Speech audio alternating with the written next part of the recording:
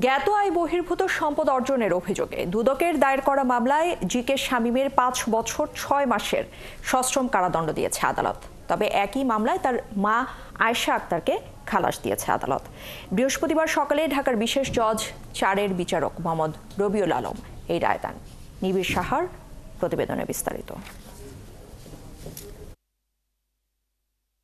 2019 সালের 20 সেপ্টেম্বর রাজধানীর নিকেতনে কথিত যুবলীগের কেন্দ্রীয় নেতা ও ক্যাসিনো কাণ্ডে আলোচিত ঠিকাদার জি.কে. শামীমের ঠিকাদারি কার্যালয় ও তার বাড়িতে অভিযান চালায় র্যাব। অভিযানে তার বাড়ি ও অফিস থেকে 2.25 কোটি টাকা ও 165 কোটি টাকার এফডিআর জব্দ করা হয়।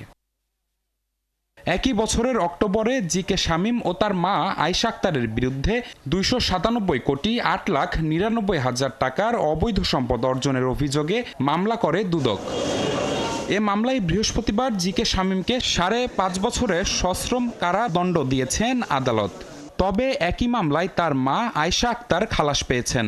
জি.কে. শামীমকে 27-এর 1 ধারায় 5 বছর 6 মাসের সাজা ঘোষণা করা হয়েছে এবং তার যে দখলকৃত 297 কোটি টাকা জ্ঞাত আয় বহির্ভূত সম্পদ সেটি রাষ্ট্রের অনুকূলে বাজেয়াপ্ত করা হয়েছে। তারকে সহযোগিতা করার বিষয়ে তার মায়ের যে সম্পৃক্ততা ছিল সেখানে তিনি সংযোগ স্থাপন করার প্রমাণ না মিলায় তিনি তাকে খালাস প্রদান করেছেন।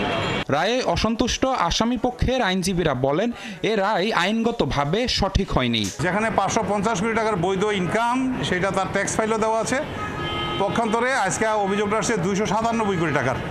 তো আমার যদি 550 কোটি টাকা যদি বৈধ ইনকাম থাকে সেখানে আমি 297 কোটি টাকার ইনকামের ব্যাখ্যা দিতে ব্যর্থ হওয়ার কোনো কারণ তো নাই। যে ক্ষেত্রে গভর্নমেন্ট আমার সম্পত্তি বৈধ দিয়েছে সেক্ষেত্রে এই সম্পত্তি জ্ঞাত হয় বহির্ভূত এবং আমার সম্পত্তির সঙ্গে পূর্ণাঙ্গ তদন্ত না করে জ্ঞাত হয় বহির্ভূত দুদক থেকে দাবি করা, আমি মনে করি এই জায়গাটায় আমাদের বলার মতো অনেক জায়গা রয়ে গেছে যে আমরা উচ্চ আদালতে যাব এবং সেখানে আমরা এই কথাগুলো বলবো। এর আগে আলোচিত যুবলীগ নেতা ও প্রভাবশালী ঠিকাদার জি.কে. শামীমকে অস্ত্র মামলায় যাবজ্জীবন ও মানি লন্ডারিং মামলায় 10 বছরের দণ্ড দিয়েছিল আদালত। নিবিড় সাহা, 71, ঢাকা।